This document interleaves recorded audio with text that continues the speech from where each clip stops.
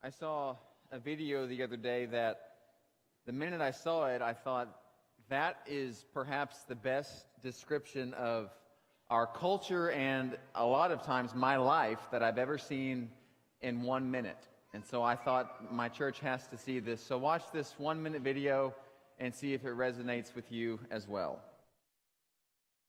I mean, that's life. That video, courtesy of North Point Church, I watched that and thought, that's many days that describes me to a T. I'm just going and going and going and doing and doing and doing. It happens all the time. In fact, just last week, I was going to lunch on Thursday, and the person going to lunch with me asked me where I wanted to meet, and I said, let's meet at Louie's. And then I had so many other things on my mind that I got in my car and I just started driving to Chili's. Now, it was just because there was so much else going on in my life that I actually forgot where I was driving. My guess is your life's pretty similar. You've got deadlines and projects. You've got emails to answer. You've got birthday cards to write, practices to attend, reports to write, people to call back. The default answer for how are you doing is, let's see if you can guess what? Fine. But the default answer for what's been going on is, well, I've been busy. I've just been busy. Have you ever noticed that busyness nowadays has become like a badge of honor? Like we brag about our busyness. Like we don't say it as if we really are trying to promote ourselves, but that's really what we're doing. You can watch it happen all the time. People just talk about their week. Yeah, I worked a double shift, or I planted flowers for my in-laws, or I finished that report for my boss while I was watching the game, while I was also holding the baby. Like, we're just really proud of the fact that we can do so many things. But what I'm wondering with this opening series of this school year theme is, what cost is it coming at? There is a cost to busyness. Busyness has a dark side. And for just a moment this morning, I want to try to expose a little bit of that dark side. I want to show you two pictures here. First picture, these are hanging coffins in the Philippines. Now, I want you to imagine that you are a consultant to this country and your job is to go observe this particular part of the culture and write a report about the pros and the cons of coffins hanging on the side of a mountain. What would you write down as far as your con list goes? Surely you write things like, well, what if animals come and get in the coffins? Or what about birds? Or surely this wouldn't happen, but what if a coffin falls off the side of the mountain and someone happens to be walking underneath? I mean, you can see there are so many problems with this. Here's another picture. We'll have to look at this one, and I'll have to explain a little bit about it. This is a culture, this is a practice, started in China. This picture's taken in Iraq. And the tradition goes that if a woman gets pregnant, if she will get on her husband's back for a piggyback ride, and the husband walks across burning coals, then legend has it that the labor will be a little bit easier. Now, I don't know a whole lot about this tradition. I can guarantee you that a woman invented this tradition. Now, again, if you were going to this culture and your job was to analyze this, what are the kinds of things that you would write down on your report? Surely you would write down something like, okay, scarred feet do not lead to easier contractions. Like, clearly, this will not work. And the reason you can articulate that so clearly, if you were writing that report, is because you're an outsider. See, outsiders have a different perspective than insiders. In fact, what is oblivious to an insider is often obvious to an outsider. I mean, this principle applies in all areas of life. Think about your school or your business or even your home. Like, there are certain things that you do as a family or certain things that you do as a business, and they're so normal to you that you just assume that everybody does them that way. But then someone else comes in, and they will see things that you don't see because they're an outsider. What's oblivious to an insider is obvious to an outsider. It is very difficult for American people to see unbiasedly our culture of busyness. We live in it. We swim in it. It's who we are. We're proud of it. In fact, since 1970, the average hours worked per year for the American worker has gone up 200 hours in that time span. We're just used to it. But that doesn't mean that it's normal. In fact, when you look at not just the United States of America, but when you look at the whole planet, then our country is actually an outlier. For example, here's some research done by the International Labor Organization, which is an agency of the UN. They say Americans work 137 more hours per year than Japanese workers, 260 more hours per year than British workers, and 499 more hours per year than French workers. Obviously, we work more than the French there. Here's another quote from that same research. At least 134 countries have laws setting the maximum length of the work week. The U.S. does not. Here's a very heartwarming graph. This graph shows countries and federally mandated vacation time. So where does the United States fall on this map? Well, very small font, but it's on the right. We have 0 as far as federally mandated vacation time. So what does this mean? What this means is that our busyness is cultural. But it does not mean that our busyness is normal. So just because busyness is so much a part of who I am and who you are, that doesn't mean we were created for it. It doesn't mean we were designed to be that way. We might love being busy. We might live in busyness. Some of us might need busyness, but that does not mean we were fashioned for busyness. I'll give you 2 more outside voices into our culture that I think we should pay attention to. If you were to go to Congo, Tanzania, Kenya, people there speak Swahili, or many people do.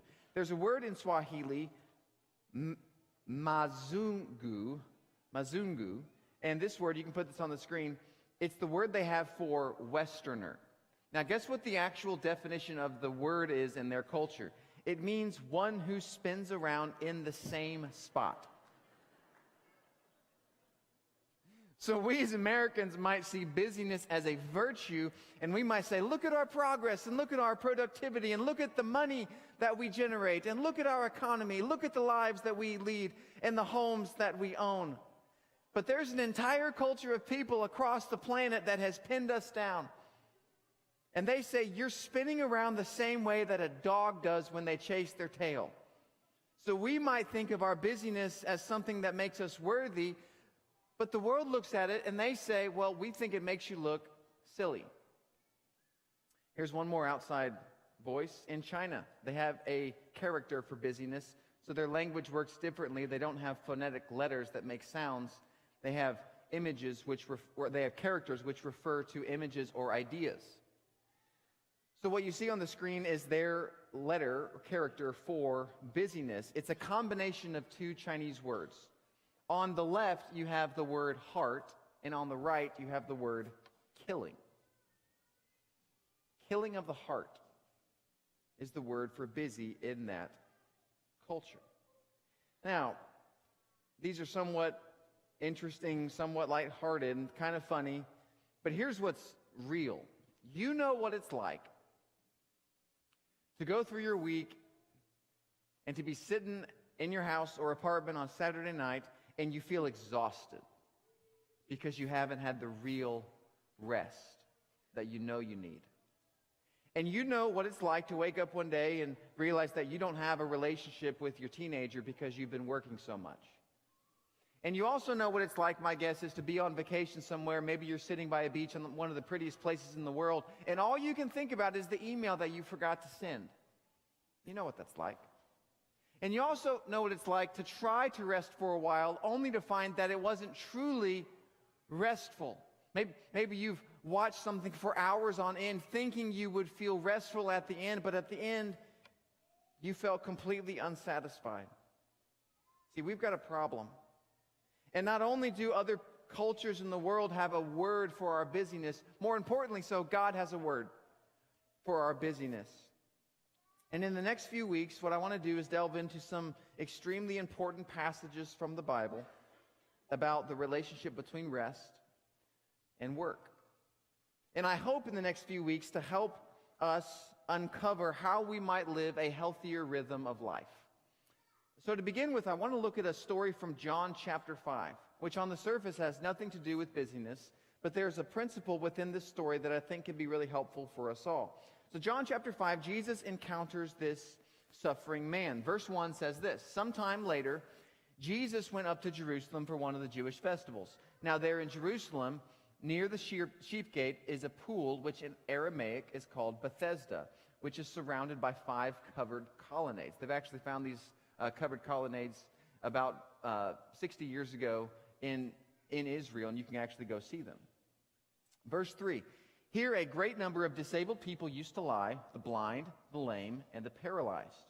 And so this, if you could have been there, this would have just been the hangout place for the marginalized. This would have been the place where beggars went and the homeless went. Most of these people probably didn't have a family. They probably relied on the charity of other people for their survival. And so they would have spent long days here, completely bored, trying to figure out where their next meal would come from. Verse 5, "One who was there who had been an invalid for 38 years. It's a long time. To put that in perspective, this guy had been sitting by this pool as a cripple before Jesus was born. Like, this guy had been there a really long time. Summer, winter, day after day. Faces would come, faces would go. Some people would get better and move on. Some people would die and be thrown in the pile of the forgotten. He'd been there a long time. Verse 6, "When Jesus saw him lying there and learned that he had been in this condition for a long time, he asked him," and this is a staggering question, "Do you want to get well?"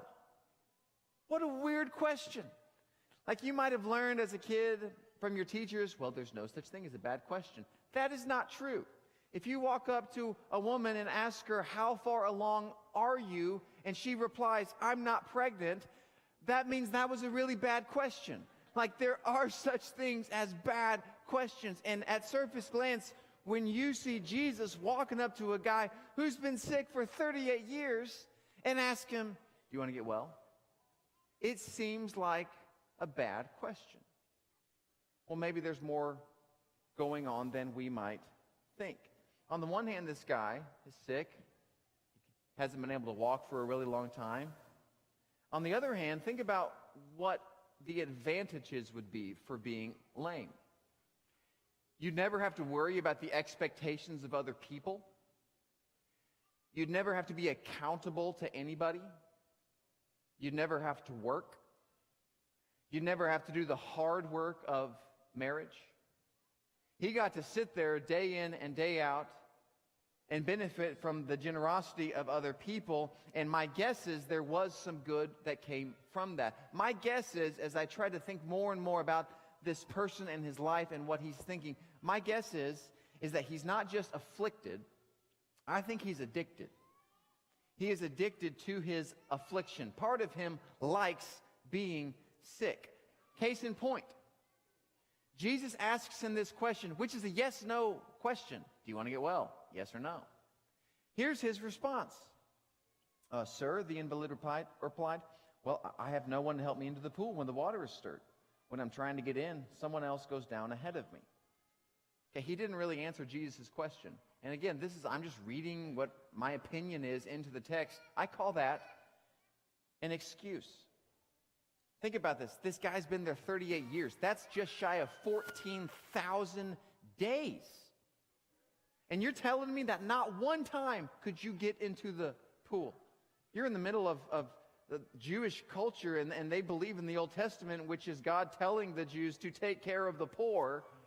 And so you might convince me to say, yeah, maybe a week or two you couldn't get in, but you can't tell me that you didn't have a chance to get in that pool for 14,000 days. I think this guy's making up excuses because I'm not sure that he really wants to get better. You see, Jesus here is so perceptive. There is a problem deeper than the crippled legs. And here's what I want to get at this morning.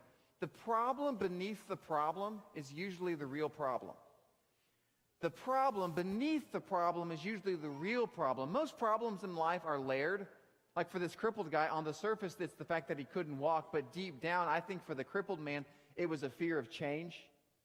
He just couldn't bear with his life radically changing, and so he was scared. But most of life works that way. So, for example, maybe your big problem is that you've got someone you're in a conflict with, and you think, well, they can't get along with me. What's wrong with them? Well, maybe the deeper problem is that you're bringing just as much dysfunction to that relationship, but you just can't admit it. Or maybe your superficial problem is, well, I just can't find my place in this world. I just can't figure out what I want to do with my life. Well, maybe your deeper problem is, I can't find my place in God. You see, the problem beneath the problem is usually the real problem. Maybe your problem on the surface level is, well, I just can't fix him, or I just can't fix her, or I just can't fix this, or I just can't fix that. Well, maybe the problem beneath the problem is you just can't let go. The problem beneath the problem is usually the real problem. Well, what does that have to do with busyness? Busyness is not the real problem. I'm going to give you my opinion. You can disagree. You can come up with a different opinion yourself. Here's my opinion. I think beneath the problem of busyness lurks the fear of inadequacy.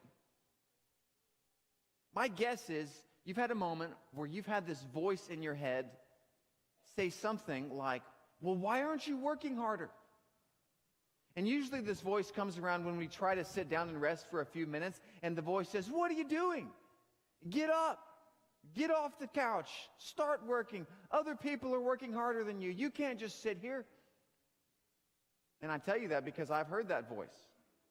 When I sit down, I feel this tension of, can I really be sitting here? Can I really be resting? But I think it's all driven by this fear of inadequacy. In fact, I've been reading a lot about this subject over the last 6 weeks. There's a lot of authors that talk about this phenomenon. So one, her name is Judith Shulevitz. She wrote an article for the New York Times years ago about this issue. She says that the problem beneath the problem is the machinery of self-censorship, the eternal inner murmur of self-reproach. Now, that's kind of fancy language, but what she's saying is there is a voice inside your mind. It's machinery. It's just always going. It's always churning. And it's always telling you that you are not good enough and you're not measuring up. That voice will always say, who do you think you are? Taking a break?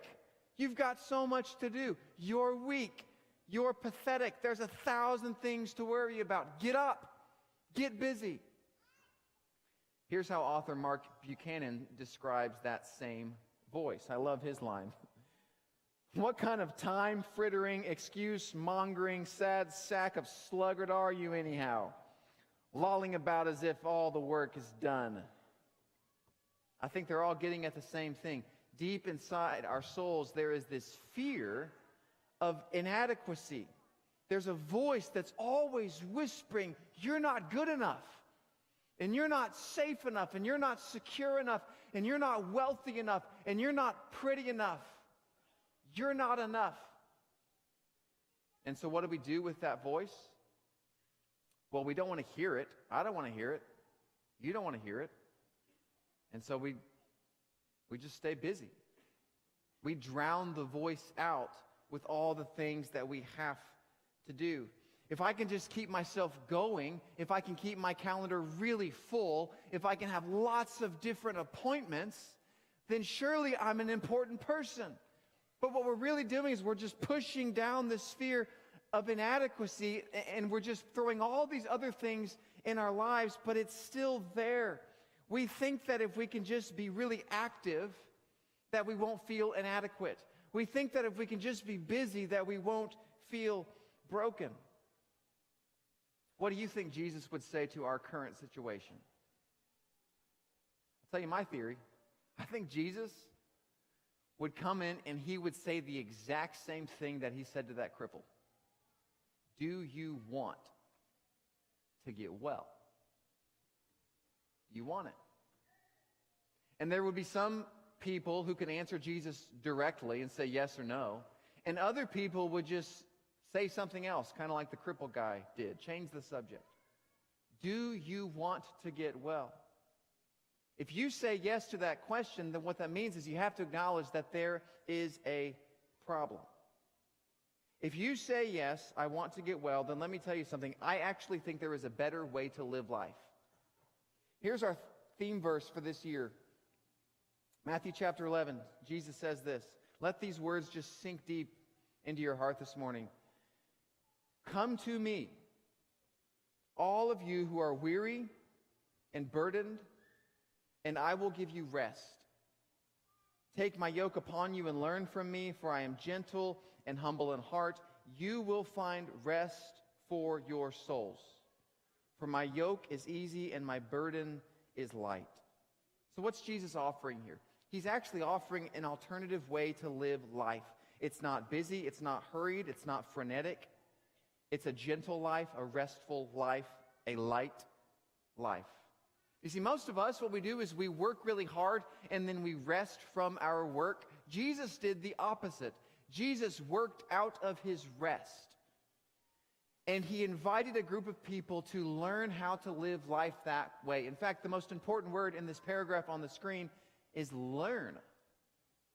In other words, this life that Jesus is offering, the unforced rhythms of grace, it's not something that comes naturally. You have to learn how to live life this way. It takes time, takes practice. So here's what I'm inviting you to. Starting today for 9 months, our theme this year is the refuge. And we're going to be talking about how do you do this? How do you live the life Jesus is calling you to live in this particular culture? And so I want to give you a preview of what's coming over the next 9 months. These are some of the sermon series that I'm going to teach this year. Not all of them, but here's some of them. We're going to start with Breaking Busy. Later in the year, actually probably to start 2019, we're going to do a series called The Deception of Our Devices. We'll do a series on the power of gratitude. At some point, I want to do a series on how do you discern the will of God? That's a question a lot of people ask. How do I discern the will of God? How do I know what God wants me to do with my life? I want to do a series on prayer, beginning again, learning in the school of prayer. And then I want to do a series on simplicity. What would your life be like if you could simplify your time, simplify your possessions, simplify your relationships, simplify your finances? So that's a preview of the teaching series. Now I want to give you 5 challenges that we're going to use to anchor the year. And so if you stick with us for 9 months, we're going to really challenge you to do 5 different things. First one is here in a few weeks, on top left up there, we're going to challenge you to test drive a Sabbath. The Sabbath day is not binding. It's not a New Testament thing. Jesus doesn't say you have to do this. It's more of an Old Testament thing. However, in our culture, the Sabbath is a really healthy practice. And so in the next few weeks, both preaching-wise and in adult Bible classes, we'll be inviting you to test drive a Sabbath. What would that look like in your life? Later in the fall, I'm going to challenge you to do the Simplicity Project, which I'll explain more what that is later, but it's going through your possessions and going through your finances and asking the question, what could I do if I simplified these things? Come January, we're going to do an initiative called Break Up With Your Phone. And I know that's really strong language, but the fact is, our phones hold power over us. And what would it look like if we broke up with them? Later in the spring, we're going to do the Friendship Experiment, which is what would happen if for 1 month you put the best and the first fruits of your energy towards your relationships. What would that do for your friendships? And then finally, towards the end of the spring, we're doing a Spiritual Disciplines Retreat. And so this is church-wide. Anybody can come that wants to. We're going to get away somewhere. With the right donor, we're going to go to Hawaii. So if you really feel like called to that'd be fine. But we're going to do that later in the spring. And so I say all this just to say, I know that was a big, long announcement, but there's a lot going on this year. And if this is your first week and you're checking us out, I really think that if you give us 9 months, you will be a healthier person physically, emotionally, spiritually. In fact, one of the things that our staff talks about a lot is how do we measure things? Like how do we measure if we're really doing what we're supposed to be doing? So last year with our big theme, Go Mission, that was pretty easy to measure. We took nearly 2,000 different people on mission trips last year. It's a really easy number to measure. Well, we were thinking about this year, well, how do you measure rest and refuge and prayer, and what do you really do? Generally speaking, conventional wisdom says there are 3 ways to measure results at church: bucks, bottoms, and buildings. So Bucks just means how much are we giving? Bottoms just mean how many rear ends can you get in a pew? Attendance. And then buildings, how many buildings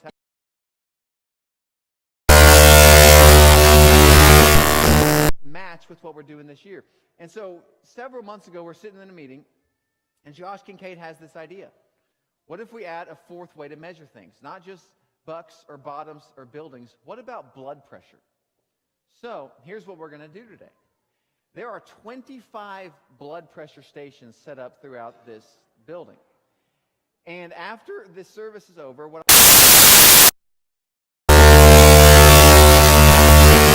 in 9 months from now, we're going to have as many people that want to check their blood pressure again, and we're going to see if we can drop the collective blood pressure of this church in 9 months. And if we don't, that'll be a really sad day. So today, after service, I want you to go to one of these dots. They're all throughout the building. You can't miss them. I want you to get your blood pressure checked. We have bookmarks if you get your blood pressure checked.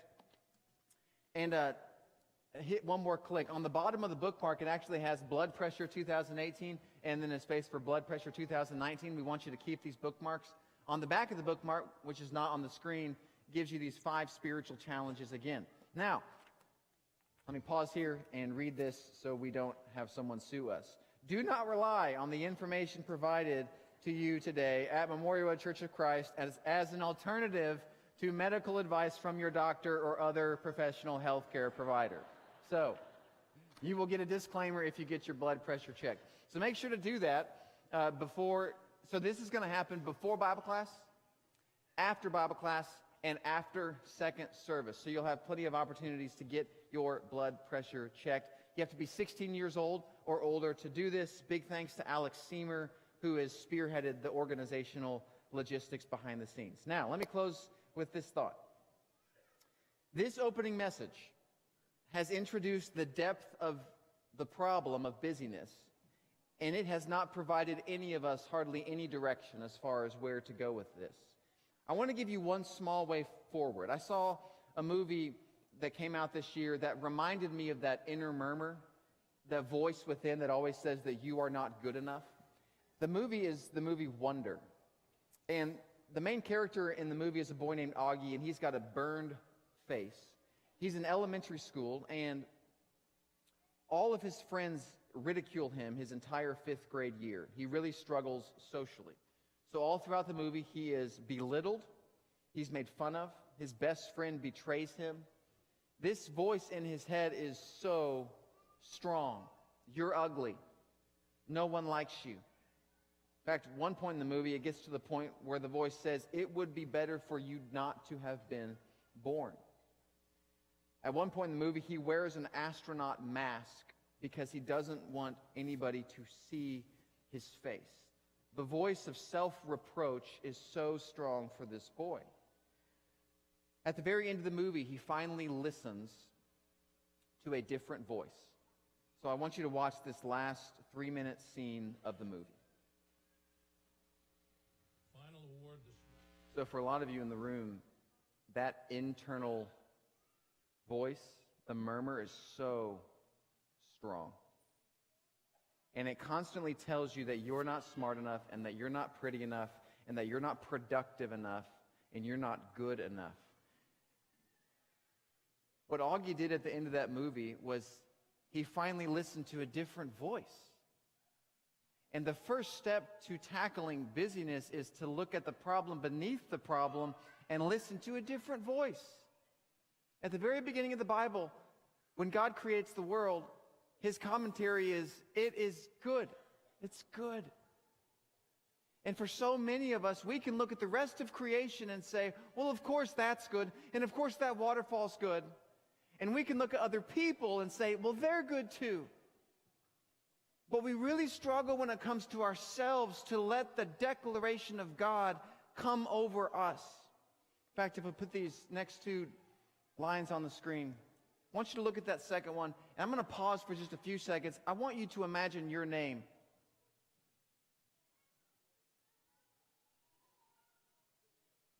You are good.